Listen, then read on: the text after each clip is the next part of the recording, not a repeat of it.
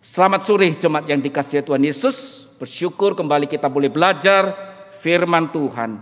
Hari ini di dalam minggu kesengsaraan yang kelima, kita belajar bagaimana kita merendahkan diri seperti Kristus. Mari kita melihat dalam Filipi pasal yang kedua. Kita secara khusus melihat ayat ketiga hingga ayat ke-8. Dan kita akan melihat ayat yang ke-12. Filipi pasal 2 ayat yang ketiga berbunyi demikian.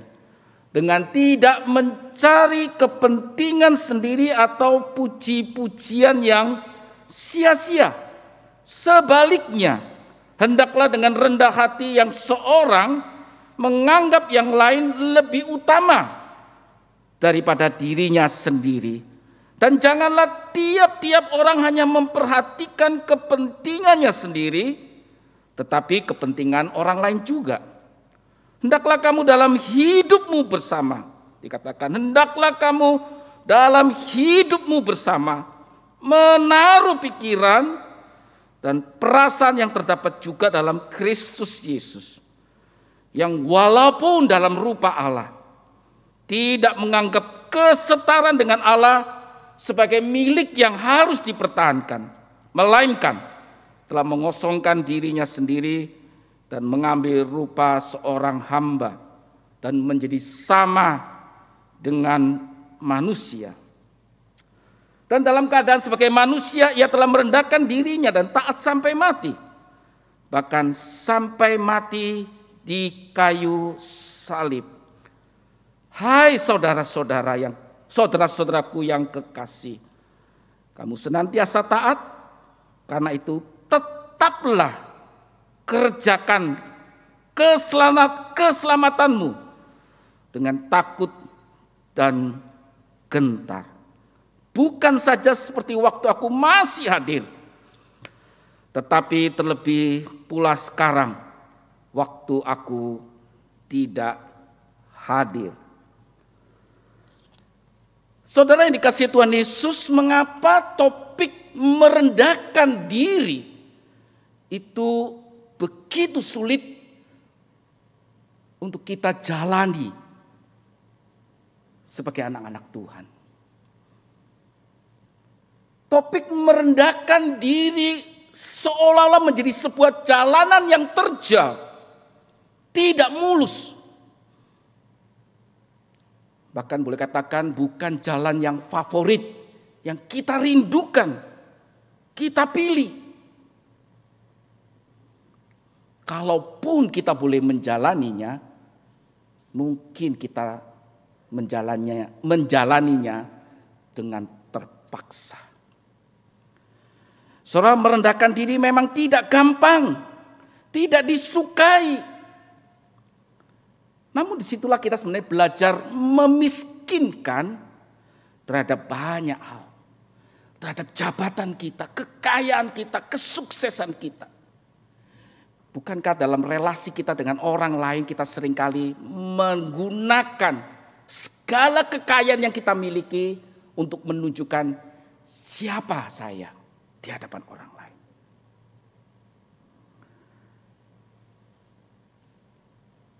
Rick Warren berkata demikian. Kerendahan hati bukan berarti memandang rendah diri sendiri, melainkan kurang memikirkan diri sendiri. Mementingkan kepentingan orang lain adalah kerendah hatian. Saudara, perlu digarisbawahi bahwa merendahkan diri itu tidak selalu identik dengan kemiskinan. Kerendahan hati atau kerendahan diri kita itu tidak selalu dengan diidentikan atau selalu ditunjukkan bahwa kita itu seolah-olah rendah diri. Tetapi yang menjadi masalah,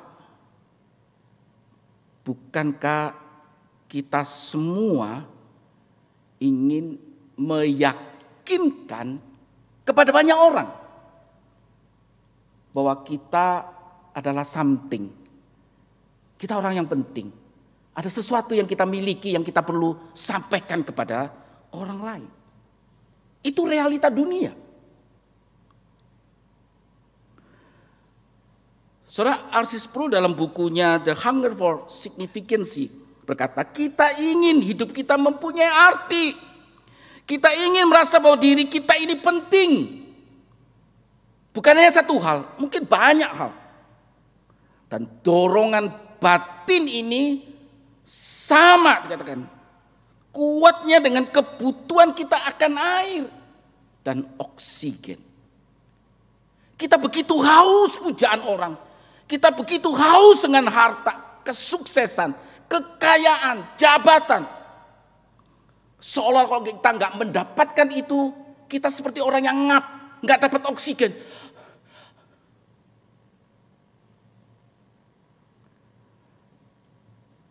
Saudara, dalam Netflix ada satu film yang sangat bagus. Kita perlu tonton ini. Judulnya Inviting Anna. Seorang keturunan Rusia yang menipu orang demi memenuhi gaya hidup mewahnya. Dan Anna Sorokin ini menipu hingga 40 juta dolar US. Anna menipu dan mencuri uang dari hotel, institusi bank, bahkan menipu banyak orang. Ia mengaku bahwa dia keturunan bangsawan dari Rusia dan papanya sedang memberikan dana. Nanti kalau papanya meninggal, dana yang besar itu akan diberikan kepada dia. Sehingga semua orang kaum jet set di New York itu tertipu oleh gaya hidup dia. Kebohongan itu kemudian terungkap oleh seorang jurnalis. Dan kemudian kasus ini menjadi viral pada 2017. Dan dia kemudian dijerat dengan hukum di Amerika. Saudara, kisah nyata. Saudara, setiap kita ingin bahwa kita itu dipandang orang, kita orang penting. Kita orang penting, kita orang yang penting. Dimanapun kita selalu nyata, saya punya sesuatu. Kasus Anna Sorokin ini mengingatkan setiap kita bahwa seringkali karena bahwa kita penting, maka kita bisa menggunakan segala cara menjadi sah, menjadi halal untuk memenuhi apa yang menjadi mimpi kita. Saudara, itu realita dunia. Semua orang ingin dihargai. Semua ingin dipuji-puja. Bukankah kita semua makan puji? Kita ingin menjadi orang yang berarti. Orang yang penting. Orang yang sukses. Sehingga tanpa sadar kita mengejar harga diri kita, nilai diri kita itu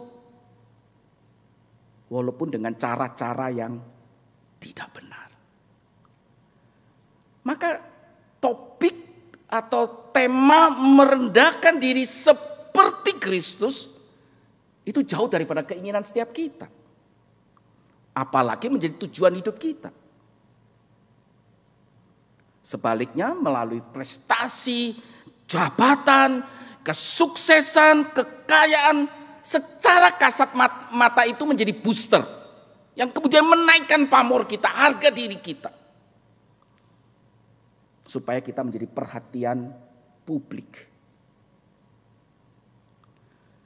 Kita lupa bahwa sebenarnya segala apa yang kita bisa raih, kalau hidup kita kemudian lancar, jabatan yang kita dapatkan kemudian berjalan dengan lancar, kekayaan yang kita kelola datang begitu berlimpah.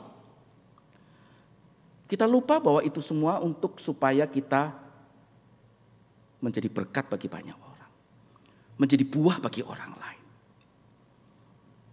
Tetapi dunia menarik kita untuk tidak lakukan itu. Kita pun kalau maaf berbuat baik, karena kita ingin pamer, supaya pamor kita naik.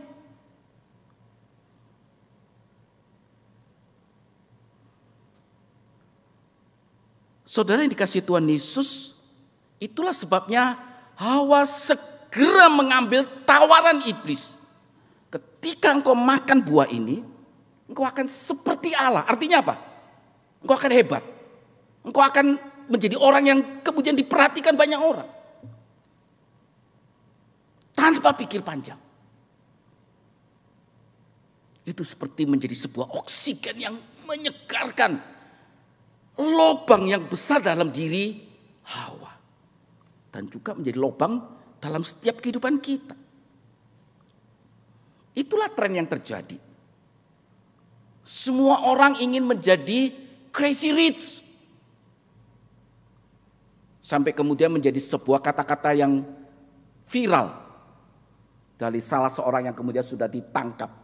Bahwa karena kebaikan dia, buang-buang uang seolah-olah, maka Allah tidak mungkin memiskinkan dia. Nanti saya akan buat statement di akhir itu. Tuhan bisa memiskinkan siapapun. Bahkan anaknya sendiri. Tanda petik dimiskinkan. Poinnya apa? Poinnya semua orang ingin diutamakan. Kalau kita dalam antrian yang panjang, kita ingin didulukan. Pejabat, kita orang penting, kita orang kaya, kita gak mau ikut antrian. Semua orang ingin diutamakan dan tidak mau direndahkan. Maka sekali lagi, untuk menjadi rendah hati, rendah diri, atau merendahkan diri kita, bukan rendah diri dalam pengertian tidak punya sesuatu, menjadi sebuah jalanan yang makin terjal. Dan itulah yang dikhawatirkan oleh Rasul Paulus terhadap jemaat di Filipi. Saudara, jemaat Filipi adalah jemaat yang boleh katakan baik dibandingkan jemaat-jemaat yang pernah dilayani oleh Rasul Paulus kalau kita melihat surat-suratnya. Tetapi jemaat yang baik di mata kita bukanlah jemaat yang sempurna.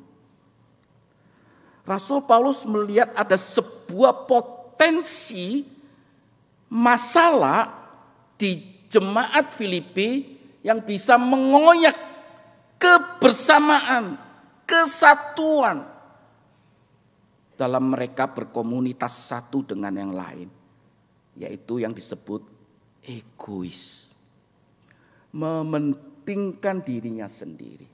Yang lain tidak penting, saya yang harus dipentingkan, saya yang harus diutamakan.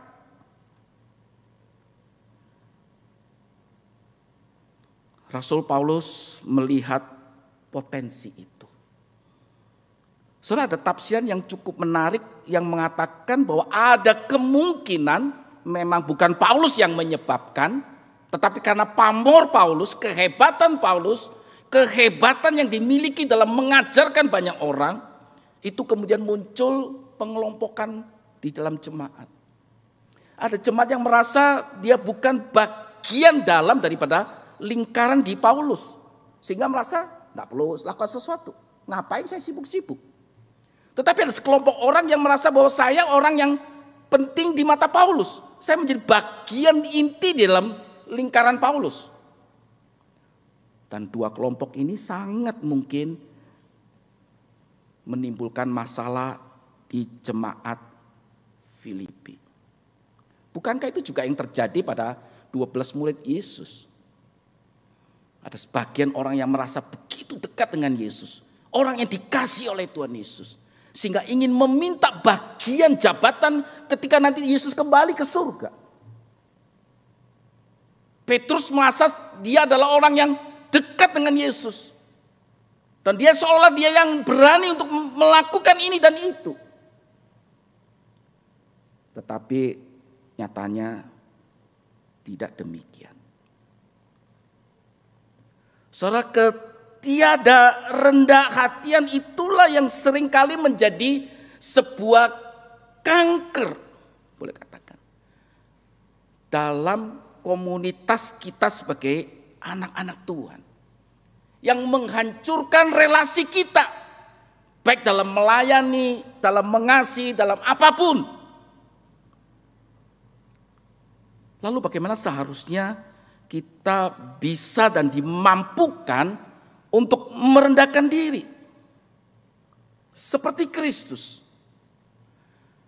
Maka satu hal yang ingin saya sampaikan di sini pada malam ini adalah paradigma yang berbeda. Memiliki paradigma yang berbeda. Surah ayat 3b katakan, sebaliknya hendaklah dengan rendah hati.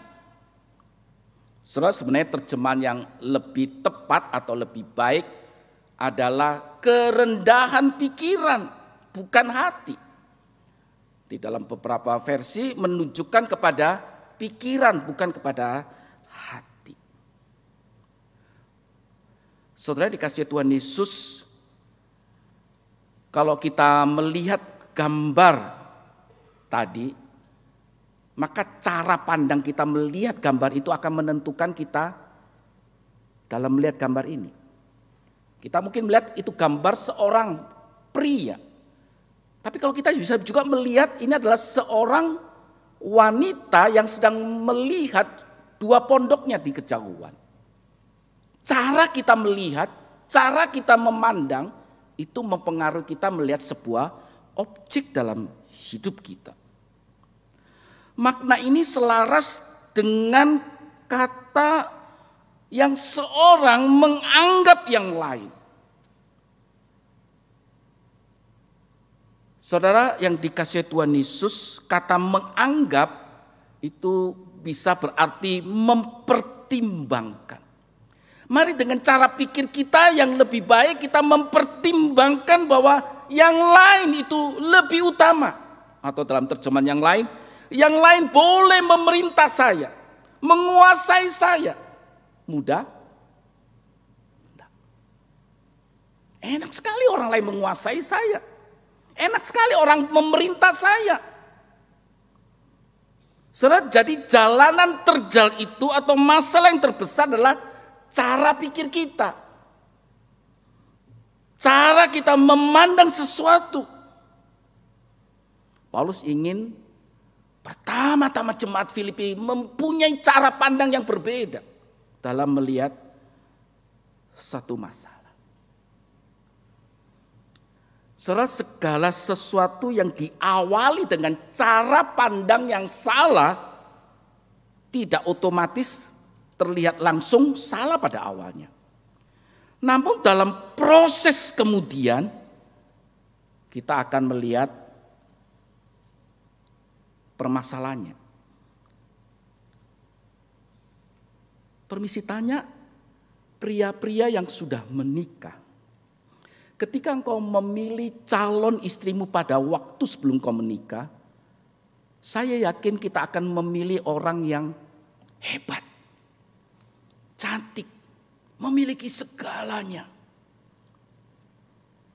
Salah? Tidak. Tetapi kita seringkali tidak mempersiapkan bahwa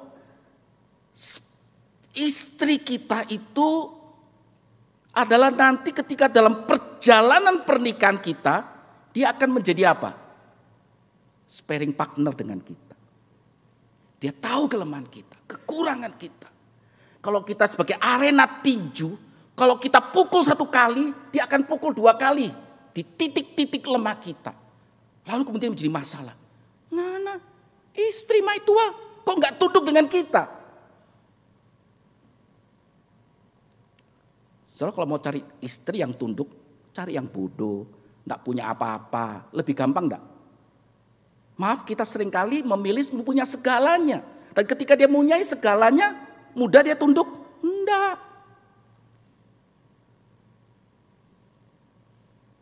ketika engkau punya jabatan, ketika engkau memimpin sebuah perusahaan, pasti kita akan pilih orang-orang di bawah kita adalah orang-orang yang hebat. Dan ketika mereka itu kemudian mengungkapkan sesuatu dari ide kita yang mungkin kurang baik dan ide mereka lebih baik, kita boleh mengatakan, wih bagus luar biasa, silakan. Kadang-kala enggak langsung seperti itu, kurang ajar. Kita bisa pecat ngana, anak buah, berani-berani lawan kita.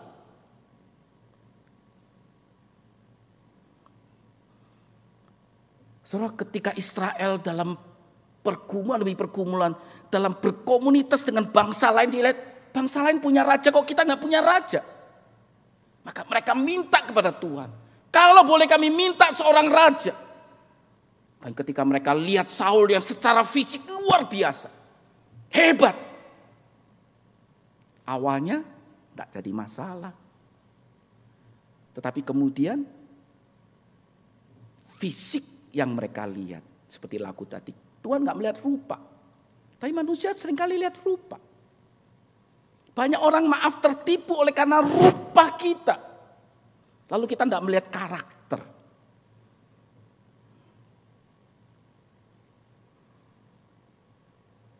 Menjadi sebuah pertanyaan yang kita perlu renungkan dalam perjalanan kita merendahkan diri seperti Kristus. Yaitu sekali lagi pertempuran atau perjuangan kita untuk bisa merendahkan diri seperti Kristus adalah bagaimana kita menaruh pola Allah itu dalam pola kita. Frame Allah itu dalam frame kita, bukan sebaliknya. Kita seringkali paksakan pola kita itu masuk di dalam pola Allah, dalam kehendak Tuhan. Tuhan harus mengikuti kehendakku. Sejak kecil cara pikir kita sudah dipacu dari satu kompetisi ke kompetisi yang lain. Dan kita harus menang.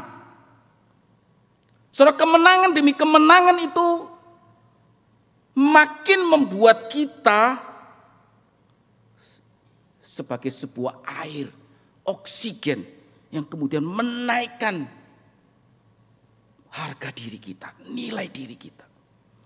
Saudara, kita berjuang untuk meraih jabatan yang tinggi. Sehingga dengan jabatan yang tinggi itulah kita bisa meraih kesuksesan, kekayaan. Dan kemudian kita dipuja-puji dan kemudian kita rasanya apa? Mendapatkan angin segar.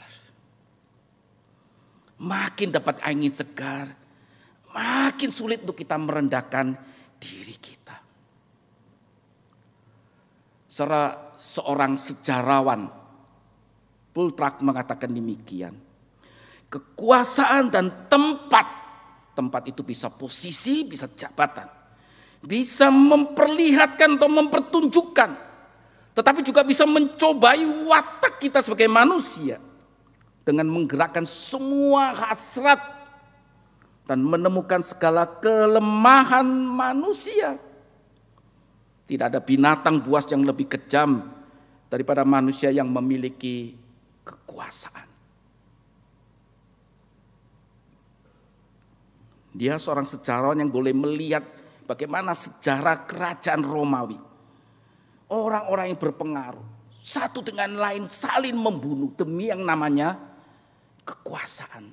Sebenarnya bukan kekuasaan, harga diri yang dibalut dengan kekuasaan, jabatan, kesuksesan. Saudara, cara pikir yang seperti kita tadi dengar, bahwa harga diri kita itu menjadi lebih penting ketika ditambahkan oleh prestasi, kesuksesan, jabatan, kekayaan kita, talenta yang kita miliki. Itu kemudian dipatahkan oleh Yesus dengan dikatakan mengosongkan dirinya, mengambil rupa itu. Soalnya dia tidak sekedar melepaskan kealahannya, tetapi dia dengan sengaja, sadar, terencana mengambil Via Dolorosa itu, jalan salib itu. dalam kemanusiaan memang sempat dia bergumul untuk melepaskan via dolorosa itu, melepaskan cawan penderitaan itu. Tapi pada satu titik katakan, biarlah pola daripada Allah, kehendak Allah itulah yang jadi, bukan pola saya yang masuk ke pola Allah.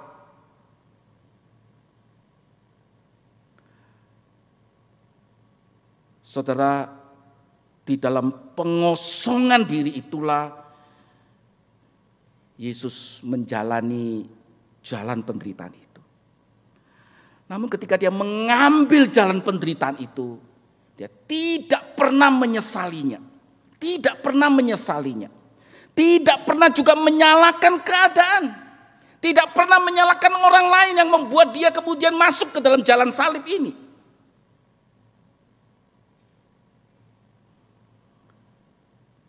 Mudah? Tidak. Saudara, kata harpagmos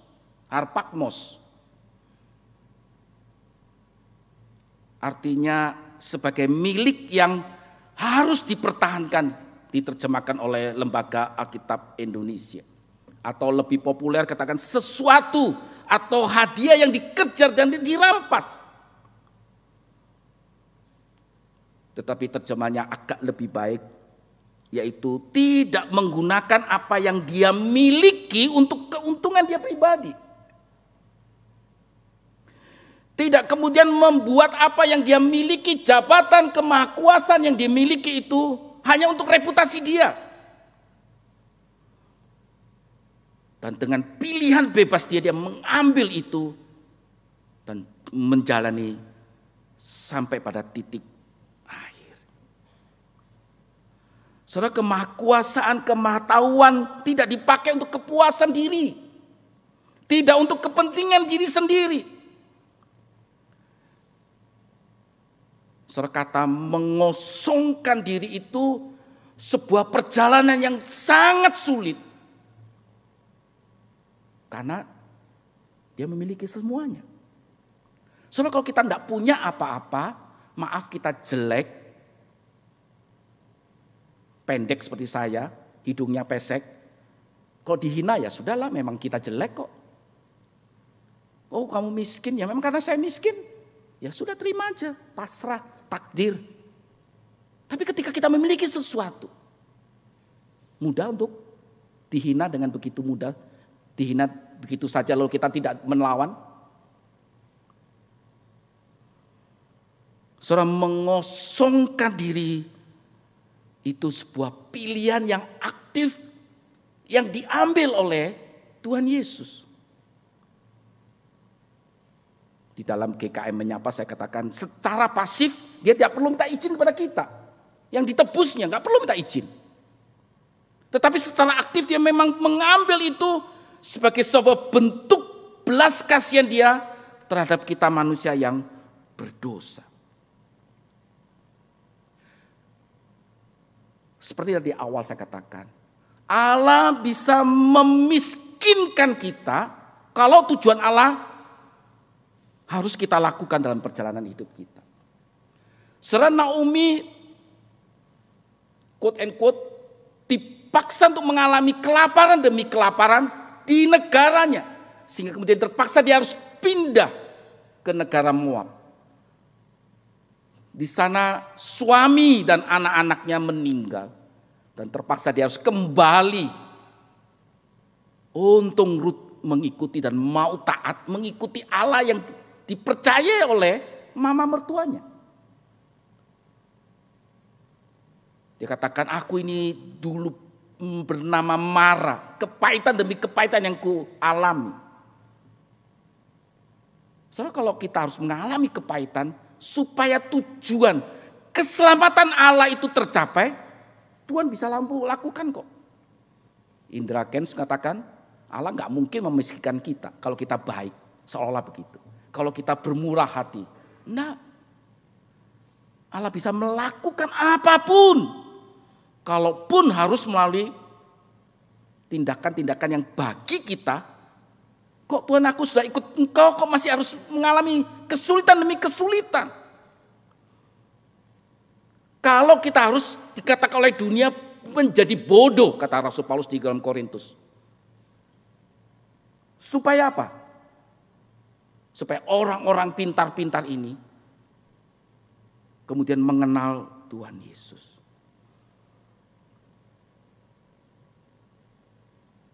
Goal akhir, tujuan akhir dari perjalanan hidup kita, apapun itu, adalah kita menjadi seperti Kristus. Kalau kita bisa sukses, kita punya jabatan, usaha kita lancar, diberkati oleh Tuhan, kita selalu sehat, apapun yang kita rencanakan selalu sukses. Permisi tanya, tujuannya untuk apa? Bukan untuk diri kita. Bukan untuk memperkaya kita, bukan. Tetapi jabatan, kekayaan yang kita miliki supaya orang lain terselamatkan.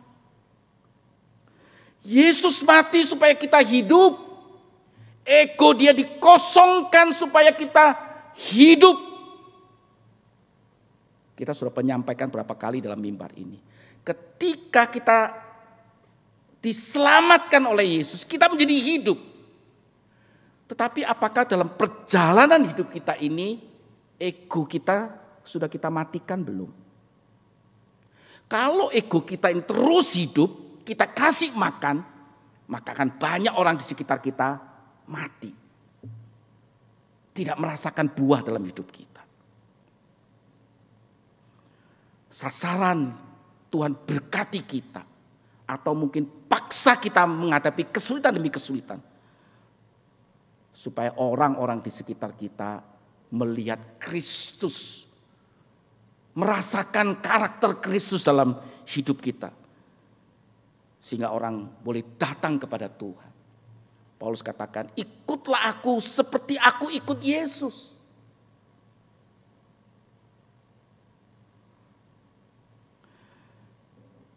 Merendahkan diri seperti Kristus. Biarlah itu menjadi tujuan hidup kita. Apapun.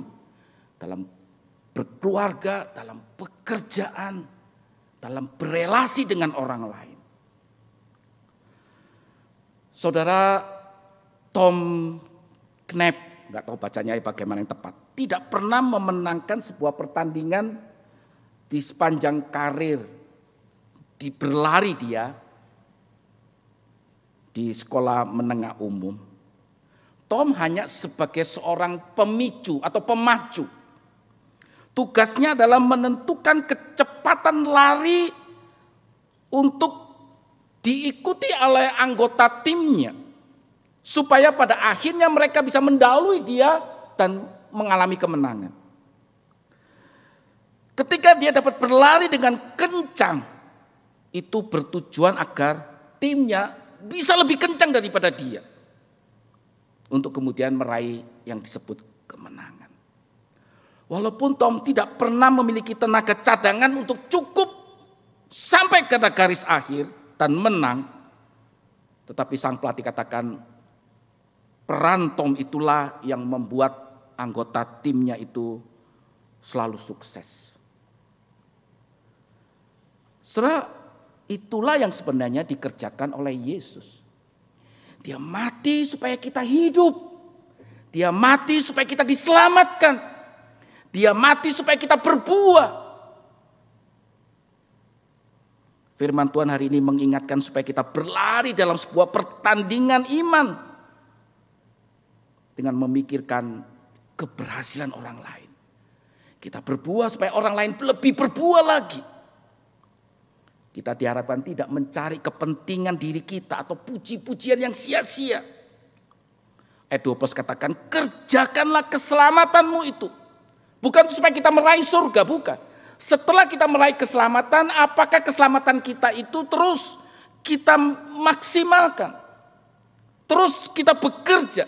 Supaya banyak orang-orang di sekitar kita mengalami apa yang namanya anugerah, kasih karunia. Saudara, sepanjang bulan April sampai nanti Agustus, kita sedang dalam proses sosialisasi dan nanti pemilihan pelayan khusus. Sebentar penginjil Amelia akan memaparkan beberapa hal berkaitan dengan pemilihan calon pelayan khusus. Kalau kita menjadi majelis, untuk apa kita menjadi majelis? 5 tahun saya melayani di Papua, saya baru tahu beberapa orang, walaupun gak semua, ingin jadi pendeta supaya lebih gampang masuk ke gedung rakyat. Mereka berbondong-bondong masuk STT untuk bisa masuk ke gedung DPRD. Dan maaf, beberapa bulan ini sampai terakhir kemarin akhir bulan, saya juga masih mendapatkan beberapa orang, walaupun saya moga tidak semuanya, juga terjadi di sini, bukan? Menjadi sesuatu yang risih bagi saya pribadi ketika ada orang tiba-tiba mencalonkan, saya Penatua Samgar Theophilus, saya ingin mencalonkan diri untuk menjadi anggota majelis sinode di PKB, pria kaum bapak. Atau seorang pendeta kemudian mencalonkan diri menjadi di jabatan ABC. Engkau ketika menaruh satu nama untuk dicalonkan jadi majelis, apa tujuanmu? Saya taruh Samgar Theophilus menjadi calon pelayan khusus. Untuk apa? Apa tujuanmu? Oh, saya melihat ada sebuah karakter yang baik. Supaya dengan karakter dari orang ini namanya Samgar Theophilus, dia boleh melayani menjadi seorang majelis yang jadi berkat bagi banyak jemaat yang dipercayakan kepada dia. Atau sebaliknya ketika saya nanti terpilih menjadi majelis, apakah untuk menambah poin kita, prestasi kita?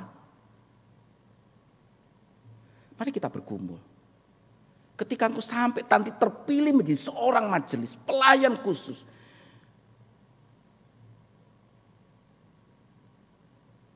bukan untuk ego kita. Jadi hebat ya kita ada stola ini. Bukan. Tetapi supaya apa yang kita miliki dengan potensi yang kita miliki, kita makin menjadi berkat bagi orang-orang yang Tuhan percayakan untuk kita layani. Bukan untuk prestise kita. Bukan untuk kebanggaan kita. Tetapi karena Tuhan sudah mengasihi saya. Tuhan sudah menyelamatkan saya. Saya ingin membalas dengan apa yang saya miliki. Karunia, pelayanan. Supaya orang bisa merasakan apa yang saya rasakan juga. Biarlah dalam minggu-minggu kesengsaraan ini, mari kita memiliki cara pandang seperti yang diinginkan oleh Tuhan dalam hidup kita. Saya undang kita bangkit berdiri. Mari kita dengan tenang kita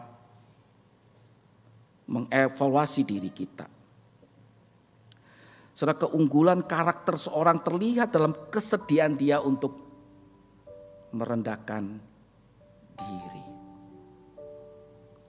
Berjuanglah bersama-sama dengan Tuhan. Untuk makin hari hidupmu dan hidupku, untuk berjuang melawan kedagingan kita, supaya banyak orang boleh diselamatkan oleh hidup kita.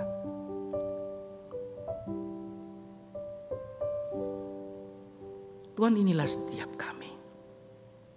Kami tahu kami bukan orang yang sempurna.